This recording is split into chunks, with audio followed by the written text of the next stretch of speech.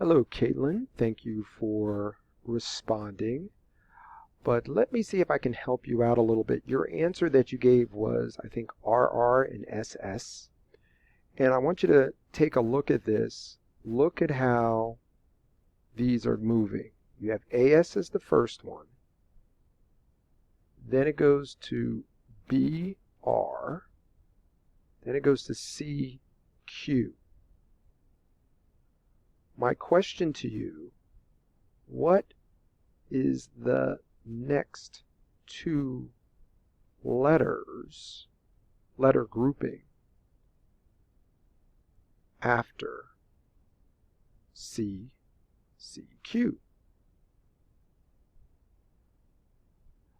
Okay, I'm not going to give you the answer, but think about it. Think what's ABC doing? What is that doing? And what is SRQ doing? Okay, think about it. So what ABC will be that letter, and SRQ will be that letter.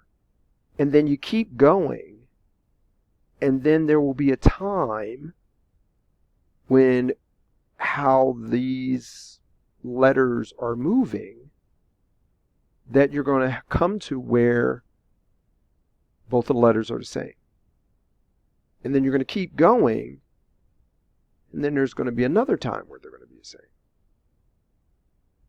So they're not RR and SS. They can't be, because look, this is AS, and that's BR. So it can't be RR, and it can't be SS. So think about it, try it again, and then send me your answer. Okay? Hopefully this helps. Obviously, I will be on the office hours tomorrow, so you can call in and ask me other questions as well. But hopefully this will help you out.